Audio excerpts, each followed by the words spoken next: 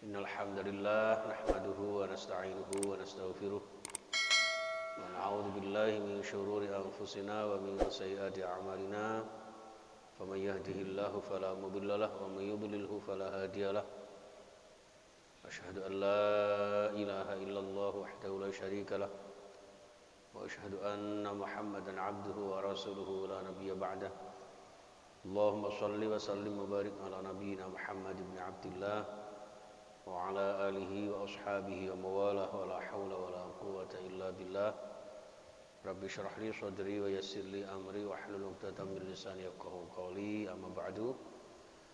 Bapak Ibu yang saya muliakan, para sepuh-sepuh yang saya hormati, wabil khusus jamaah pengajian tafsir hadis dan juga jamaah Masjid Darut Taqwa serta para pemirsa dimanapun Anda berada yang bisa mengikuti kajian ini, yang insyaallah dimuliakan Allah Subhanahu wa taala. Kita bersyukur kehadirat Allah bisa dipertemukan kembali dalam keadaan sehat walafiat. Semoga kita semuanya sekeluarga senantiasa diberikan kesehatan, kecukupan, kebahagiaan, ketentraman dan keberkahan dunia dan akhirat kita. Amin ya rabbal alamin. Al-Fatihah. A'udzu billahi minasyaitonir rajim. Bismillahirrahmanirrahim. Alhamdulillahi rabbil alamin arrahmanir rahim maliki yaumiddin. Iyyaka na'budu wa iyyaka nasta'in ihdinas siratal mustaqim. Siratal ladzina an'amta 'alaihim ghairil maghdubi 'alaihim waladdallin. Amin. Shalawat beserta salam kita haturkan kepada Nabi kita Muhammad sallallahu alaihi wasallam. Baik jamaah sekalian, kita sisakan waktu sedikit ya. Kita sisihkan waktu sebentar untuk mengaji kitab Bulughul Maram dengan syarahnya Subulus Salam, di mana kali ini sudah sampai di bab Kitabul Jinayat ya. Kitabul Jinayat. Jinayat ini jamak dari jinayah. Jinayah itu adalah sebuah kajian ilmu fikih Islam ya, ilmu hukum Islam yang membicarakan tentang berbagai macam kejahatan ya, pandangan Islam terhadap berbagai macam kejahatan serta konsekuensi hukumnya menurut agama Allah ya, menurut syariat Islam. Dalam istilah yang lebih populer, jinayah ini disebut juga dengan hukum pidana ya, hukum pidana di dalam Islam. Jadi ada hukum pidana umum, ada hukum pidana Islam. Sedangkan ruang lingkup daripada jinayah itu menyangkut kisos, menyangkut had ya, had atau hudud ya, jamaknya hudud atau bahkan ta'zir ya, ta'zir. Itu. Nah, jemaah sekalian rahimakumullah, sedangkan kisos itu artinya adalah suatu hukum atau sanksi ya yang harus dilakukan sama dengan pelaku kejahatan itu sendiri. Ya, biasanya dihubungkan dengan kasus pembunuhan atau mengurangi salah satu bagian dari anggota badan seorang manusia. Ya, jadi mata dibalas dengan mata misalnya gitu ya, hidung dibalas dengan hidung kayak gitu. Kecuali jika keluarga korban memaafkan ya, atau si pelaku ya, belum memenuhi syarat-syarat di dalam penentuan hukum itu. Maka ada syarat-syarat di dalam penentuan hukum kisos ya, termasuk si pelaku adalah harus orang yang sudah dewasa ya, anak kecil tidak berkewajiban untuk dikisos gitu. Kemudian orang itu memiliki akal yang sehat. Jadi kalau ada orang membunuh tapi orangnya gila, nah, jangan-jangan ini Pak ya yang dijadikan alasan. Ada ulama yang disakiti, ada ulama yang dibunuh, kemudian setelah ditangkap ternyata orang gila. Kalau sudah orang gila ini kan sudah nggak kena hukum ini. Ini seperti itu. Wallahu alam ya. Atau si pelaku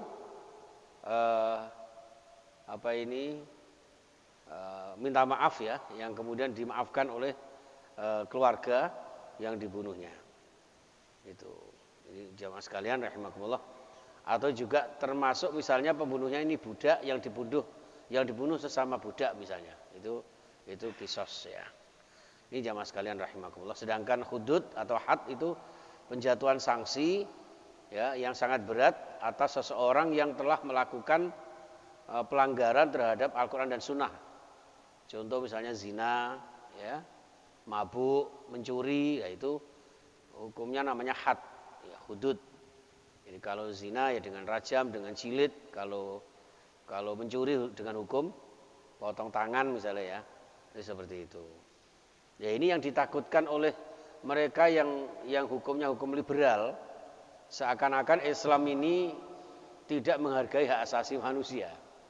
Padahal pada hakikatnya dengan hukuman seperti ini insya Allah aman. Insya Allah aman.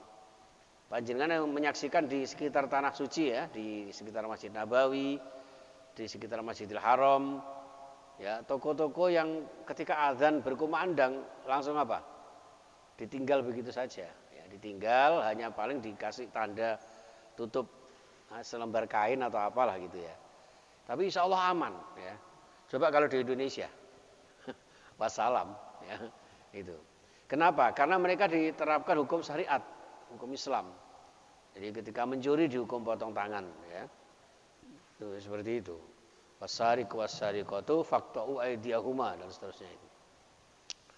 Itu kalau zina ya dengan fajlidu kullu wahidin mi'ata jaldah kalau dia ghairu muhsan ya, kalau masih bujang. Kalau sudah nikah, sudah berkeluarga malah harus dirajam. Itu kalau diterapkan Masya Allah tidak ada namanya pelakor ya, enggak ada perselingkuhan, enggak ada perzinahan, enggak ada lokalisasi ya. Nah, sekarang ini lokalisasi ditutup tapi kan malah yang jelendrek di mana-mana.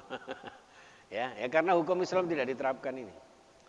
Ini jamaah sekalian. Lalu takzir ya. Takzir itu hukum yang sekedar memberikan sanksi yang gunanya untuk supaya si pelaku ini tidak melakukan perbuatan maksiat lagi. Biasanya kesalahannya tidak seberapa besar ya. Kata-kata takzir inilah yang sering dipakai oleh teman-teman kita di pondok pesantren misalnya ya. Misalnya tidak bangun subuh ya, tidak sholat subuh maka terkena takzir. Nah, takzir ini sangat fleksibel, sangat relatif sesuai dengan kadar kemampuan yang diberikan takzir atau kadar kemampuan daerah setempat untuk memberikan takzir. Jadi tidak kemudian takzir itu seperti hudud atau bahkan kisos, tidak boleh. Gara-gara ada santri yang tidak ngaji kemudian disiksa ya misalnya ya. Maka itu termasuk melanggar aturan takzir. Nah, ya. Kemudian gara-gara tidak jamaah subuh kemudian dirajam misalnya. Nah, itu tidak ada seperti itu. Jadi takzir itu ya disesuaikan dengan ini. Makanya kan ada beberapa yang kemudian melampaui batas itu kan ya.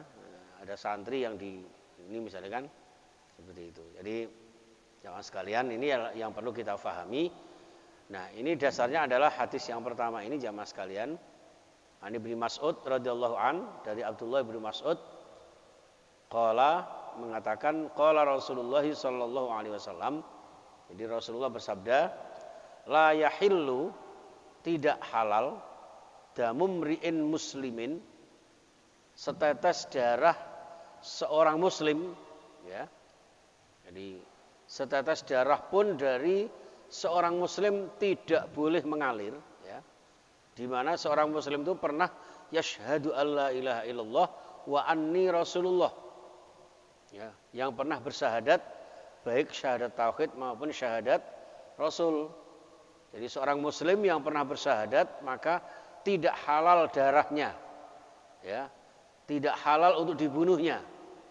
Maka membunuh seorang muslim, seorang mukmin, ya, faka'an nama qatalan nasa jami'a di dalam Al-Qur'an. Ya.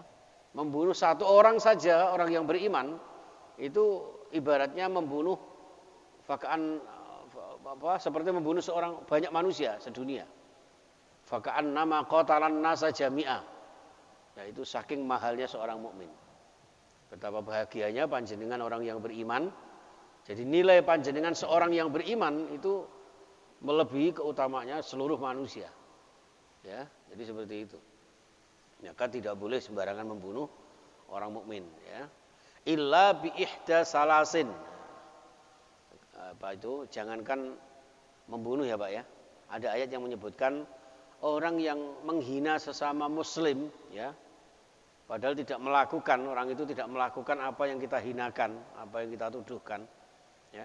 Itu termasuk berbuat dosa besar, ya. Ismun azim, ya, dosa yang sangat besar. Maka hati-hati sekalian, ya, kita sekalian jangan sampai melontarkan statement-statement yang nanti akan merusak iman kita. Boleh dibunuh itu illa bi ihda salasin, dengan salah satu 3 syarat. Jadi seorang mukmin yang boleh dibunuh itu syaratnya 1, as-sayyibuz zani. Apa? Seorang janda yang berzina. Ya. Ini terkait dengan hukum hudud tadi, ya, hukum had. Kemudian wan nafsu bin nafsi. Ya, membalas pembunuhan karena telah membunuh. Itu namanya hukum qisas tadi. Wattariku lidinihi, dan orang yang meninggalkan agamanya.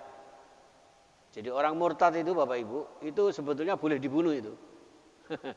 Ya. Tapi ya jangan terus dapat hadis ini nanti golek wong murtad dia. Ya, Pak Edi kesana kemari nyari wong murtad puate ini. Tidak, ya. Jadi ini hukum syariat Islam, ya. Jadi bahkan ada hadis yang menyebutkan itu, kejarlah orang-orang murtad itu, ya, untuk kalian bunuh kecuali kalau mereka itu kembali kepada agama Islam. Seperti itu. Ya. Ini saking betapa kejinya mereka karena meninggalkan agama Allah Subhanahu wa taala. Ya. Nah, tentu jangan memahami ini secara letterlek ya jamaah ya. Jadi ada beberapa ketentuan di mana ketentuan itu harus dipenuhi terlebih dahulu. Maka hukum Islam itu pun ada namanya qadhi. Qadhi itu yang mengelola, yang mengatur, yang mengurus, yang memutuskan suatu hukum di dalam menerapkan hukum Islam itu sendiri. Ya sama dengan hukum negara ini kan ada jaksa, ada pengadilan, ya kan, dan sebagainya itu. Wattariku lidini wal mufaraqatu lil jamaati. Ya, al mufariqu bil jamaah. Orang yang mencetat memisahkan diri dari jamaah. Ya Allah, ya. Jadi ini boleh dibunuh. Jadi kalau ada orang yang misalnya enak satu jamaah, tiba-tiba dia memisahkan diri. Wes aku mau melok jamaah Pak Ya. Itu ternyata boleh dibunuh. Ya. Jadi al-mufariqu bil jamaah. Ini juga saking pentingnya, maka dalam satu hadis yang lain, alaikum bil jamaah. Wajiblah kepada kita untuk berjamaah. Jadi karena kekuatan Islam itu ada di dalam jamaah itu. Bahkan Umar bin Khattab mengatakan, la islama illa bi jama'atin. Islam itu tidak akan berdiri tegak tanpa satu jamaah. Wala jama'ata illa bi imaratin. Ya. Jamaah itu tidak bisa berdiri baik, ya, tegak tanpa adanya satu kepemimpinan. Nah, ya, kepemimpinan yang baik. Itu jamaah sekalian. Jadi perlunya negara ini baik, perlunya pemerintah ini baik, terutama yang bertempat di sana adalah orang-orang yang baik, orang-orang yang beriman kepada Allah, ya tentunya kita tegakkan itu, ya.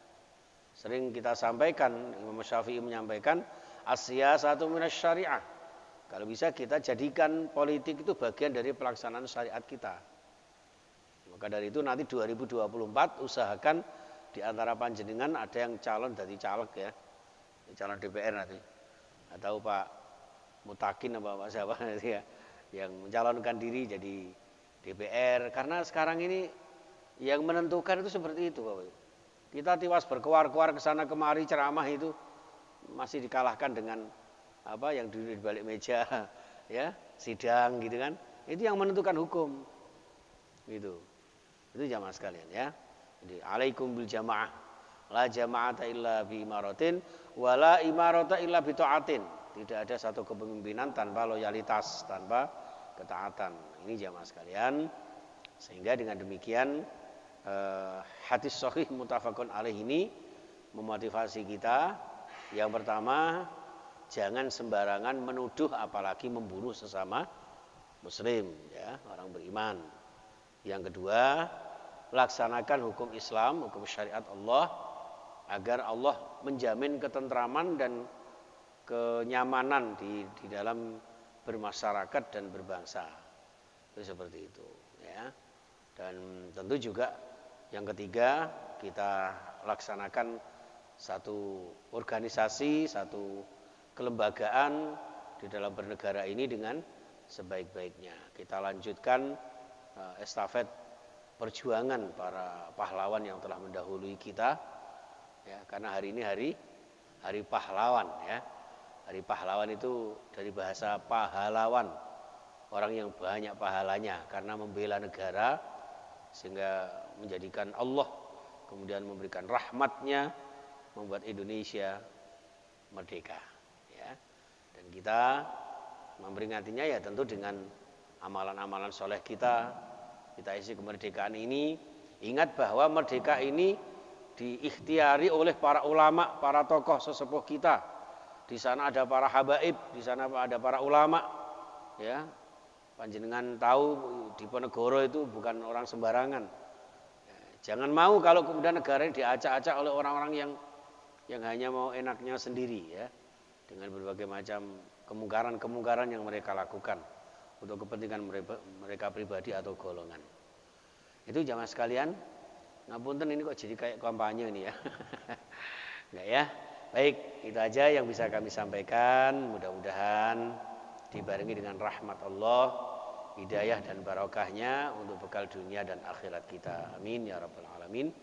Bismillahirrahmanirrahim. Allahumma shalli ala Muhammad wa ala alihi washabihi ajma'in. Alhamdulillahi rabbil alamin. Hamdan yuwafi ni'amahu wa yukafi mazidah.